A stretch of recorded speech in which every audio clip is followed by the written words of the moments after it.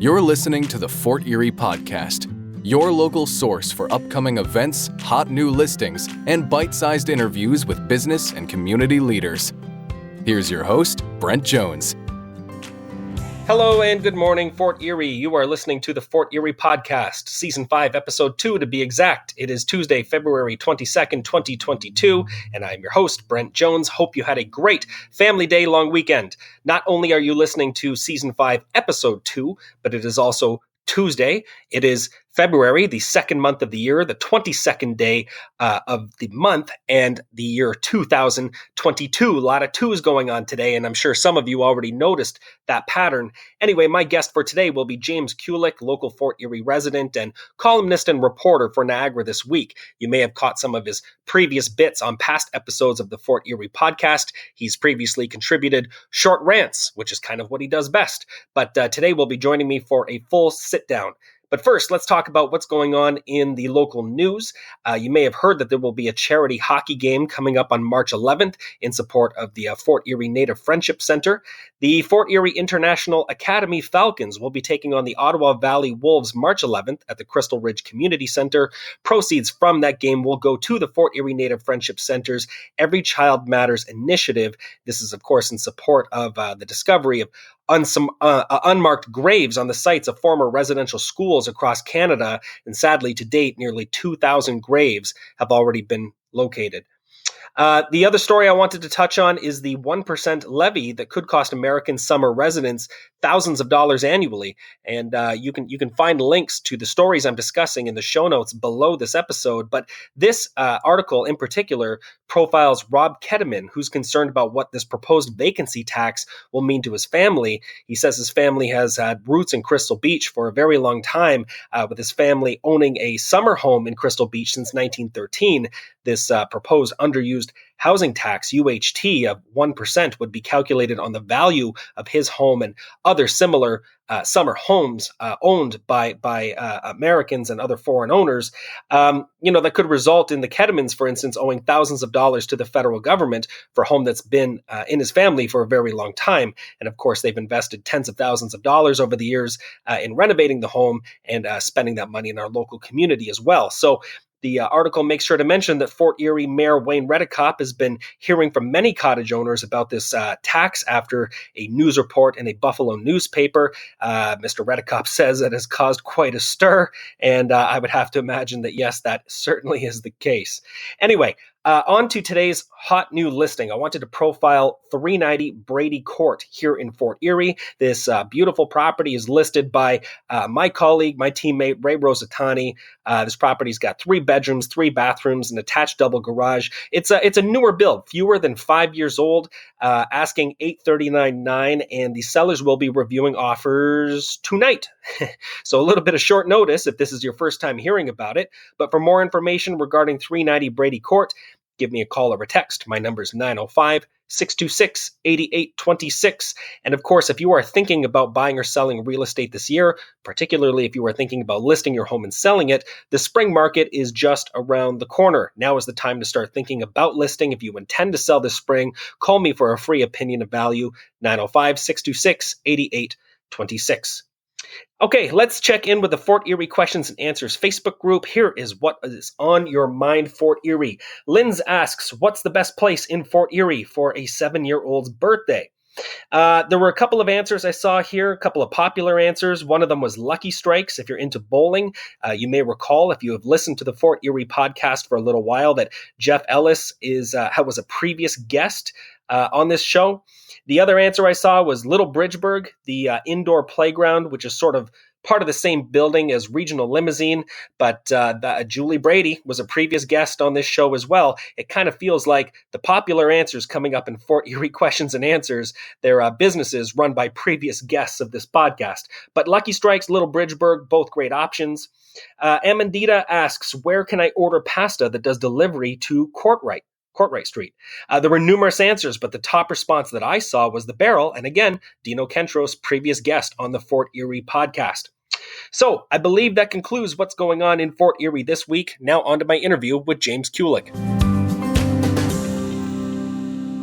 All right, folks, welcome back. I am sitting down here on Zoom with James Culic, who many of you may know from his humorous pieces in Niagara this week. He's a columnist and reporter, and also a repeat guest, sort of, James. So welcome back to the show. Yeah, thanks for having me on, man. Good to see you again.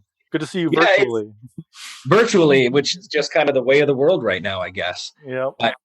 I know you've previously had some conversations, with, I guess we could call them rants at the end of a couple of episodes we talked about Waverly Woods and the damage down at the waterfront. But let's start off on the kind of a positive note here. What, in your opinion, makes our town such a great place to live and work?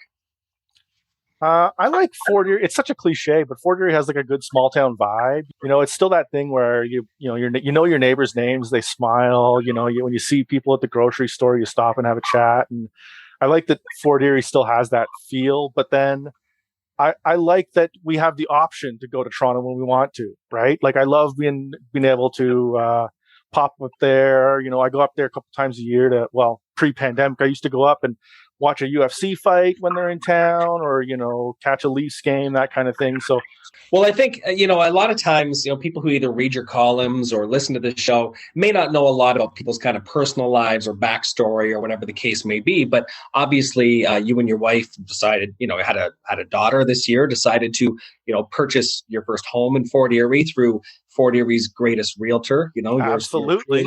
But what ultimately made you guys decide to call Fort Erie home? You really could have gone anywhere, and you chose to make Fort Erie home. Like, what was the reasoning for that? A couple factors. One, was, proximity to work.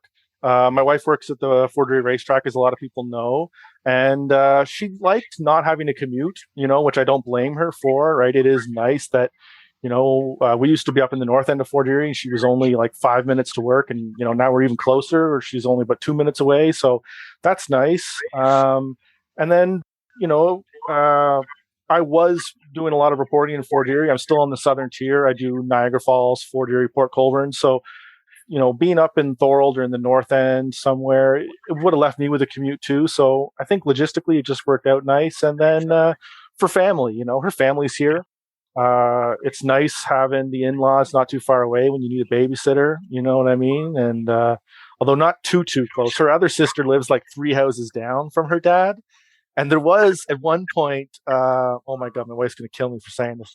The house right next door, literally next door to her dad, came up on the market, and he was really pushing us, buy this house. And I was like, that's crazy. Like there's close, and then there's too close. And like literally next door to the in-laws, that's pushing it. So I think we found a comfortable distance, which is like, we're still in town, but he can't like walk across his front lawn and come knock on my door. He might, though, after hearing this interview. I'm not totally sure, but how did you get into the work that you do? How did you end up being known as like the Niagara This Week opinion guy? Like, how did that end up happening? 100% by accident. There was the old editor-in-chief of our newspaper. He used to do the column every week. And one day he just didn't show up for work, kind of unexplained. And the newspaper had to go out that day. And they said, hey, no one's written the column for this week. Does anyone want to do it? No hands went up.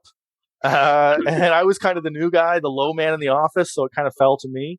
And I just wrote, I had been seeing all this stuff about this mom who was she made a big deal about a class trip going to Marineland. And she actually got it canceled. She got it canceled for all these kids because she was a bit of a, save the whales kind of lady. And I said, you know what, I'll write this kind of jokey piece about how this hippie mom ruined it for everybody, right? There's probably kids there who were excited to go to Marineland, and now they didn't go because this other kid's mom doesn't like whales. So I wrote a jokey piece just kind of saying like, oh, whatever, whales are dumb. Like they're dumb enough to get captured. Too bad, right? They deserve to be in captivity. Meant to be kind of jokey. A lot of people didn't get it, and it really did like kind of take off. It, achieved a sort of local level of viral fame, and it really blew up to the point where the next week rolled around and my editor was like, hey, do you want to write another one? That was a pretty good one.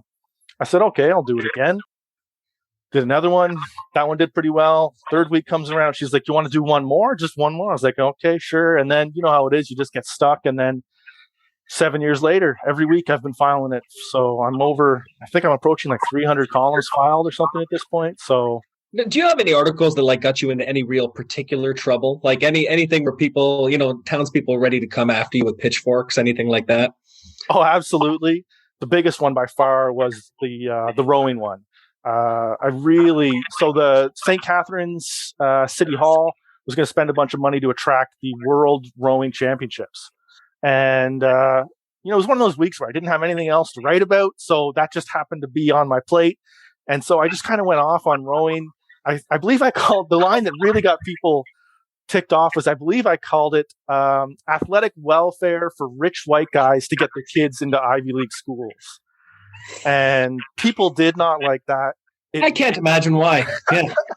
People kind of went off the rail. I had rowing people coming after me for weeks, just harassing me on Twitter, sending me nasty messages, looking up my wife's social media to send her nasty messages. It really did blow up. And I know from through sources that the mayor's office was extremely unhappy about it. And to this day, I believe Walter Senzik is no fan of mine over that.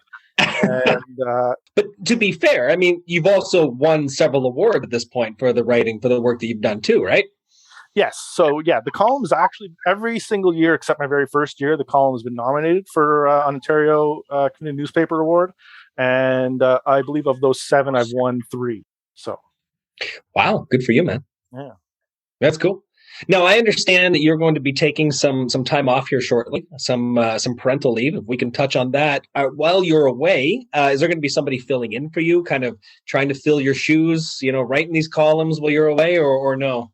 I hope so. I've been the last few weeks, every once in a while, we've got a very young newsroom right now. We have a lot of new reporters, and every once in a while, when one of them will ask me about a column or something like that, I'll kind of try to put the bug in their ear and say, hey man, I'm taking my my maternity leave coming up. If you want to jump in there, there's an opportunity, there's an audience there. It's a fun thing. And the response I get from a lot of them each time is they'd like to, but the thought of coming up with a fresh idea every single week is daunting. And I will say that's absolutely the hardest part.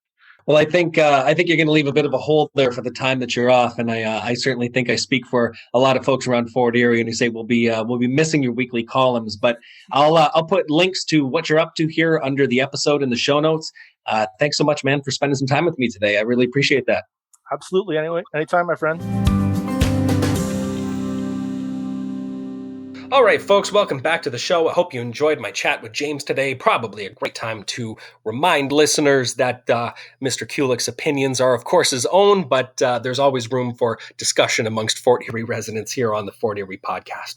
Anyway, let's wrap up with talking about some community events. So coming up today, so just in a few hours, Tuesday, February 22nd, the Crystal Ridge Dream Center's Community Kitchen will be serving pasta and meatballs. That's happening between 11 a.m. and 1 p.m. today, 385 Derby Road in Crystal Beach. Coming up tomorrow on February 23rd, it is Pink Shirt Day in support of sort of anti-bullying. Don't bully is the big message. So Pink Shirt Day is coming up, and I wanted to give a shout out to Canadian Landmark Embroidery. They have a great collection of different pink shirts that can be purchased. Also coming up tomorrow night, this is sort of a virtual event, but it's Crime Stoppers of Niagara's Elder Abuse Program, which is running tomorrow night, as I understand it, on Zoom between 6 and 7:30 p.m. Then coming up this Saturday, February 26th at 7 p.m. is the Carousel Players Caravan Trivia Night, which you can sign up for. I believe tickets are $20, but team members under 18 play for free. And the last event I was going to mention, again, not Fort Erie specific, but I think it's a good cause nonetheless. This is kicking off next week into March. But there is a raffle in support of Women's Place. Phil Smith will be joining me next week for another great chat. So long, everybody. Thanks for joining me, and I will talk with you again soon. You've been listening to the Fort Erie Podcast with your host, Brent Jones, a sales representative with RE/MAX Niagara Realty Limited Brokerage. Follow @BuyWithBrent on Facebook, Twitter, and Instagram for updates. Subscribe to the Fort Erie Podcast on popular platforms like Apple Podcasts and Spotify, and catch a new bite-sized episode every week. Until next time.